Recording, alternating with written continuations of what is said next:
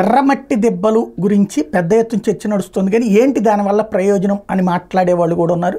ఎప్పుడో ఆ మట్టి అంతా అక్కడికి వస్తే దాన్నే పట్టించుకోవాలా, దానికోసమే చూడాలా, అది ఎంత వాల్యుయబుల్ ప్లేస్ అని. కానీ అది చారిత్రకమైనటువంటి అంశమే కాదు, భౌగోళిక పరంగా కూడా కీలకమైనటువంటి అంశమని తాజాగా ఇప్పుడు ఏదైతే ఆ ప్రాంతాన్ని సందర్శించినటువంటి డాక్టర్ రాజేంద్ర సింగ్ ప్రకటించారు.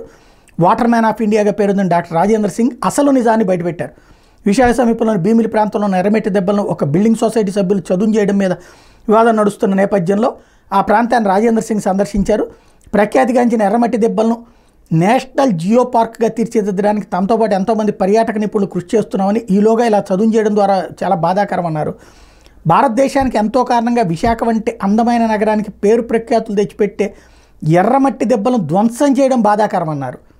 50 ఏళ్లుగా పర్యావరణాన్ని సహజ సిద్ధ నీటి వనరుల నుండి కాపాడేందుకు పనిచేస్తున్న ఆయన అసలు ఈ అంశానికి సంబంధించి ఒక కీలకమైనటువంటి విషయాన్ని వెల్లడించారు. ఏంటంటే సముద్ర తీరంలో ఉన్న ఈ ఎర్రమట్టి దెబ్బల వల్ల సముద్రపు నీరు నగరం వైపు వెళ్ళేటప్పుడు, అంటే వాటర్ వెనక్కి వెళ్తే ఊళ్ళో కూడా ఉప్పటి వాటర్ రావాలి, కానీ ఈ ఎర్రమట్టి దెబ్బల వల్ల సముద్రపు నీరు నగరం వైపు వెళ్ళేటప్పుడు తీయగా మారుతుందన్నారు. సముద్ర నీటిలో ఉప్పదనాన్ని ఈ దెబ్బలు తగ్గిస్తాయన్నారు.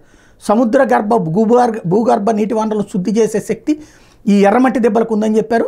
Andhra university geology professor Rajasekhar కూడా ఎన్నో ఏళ్ల క్రితం సంబంధించిన పర్యావరణ మార్పులతో ఎర్రమట్టి దెబ్బలు ఏర్పడ్డాయి, అంతటి శాస్త్రీయ ప్రాముఖ్యం ఉండడం వల్లే 2014లో జాతీయ వారసత్వ సంపదగా గుర్తింపిచ్చి వీటిని పరిరక్షించాలని రాష్ట్ర ప్రభుత్వం కోరిందన్నటువంటి విషయాన్ని గుర్తు చేశారు.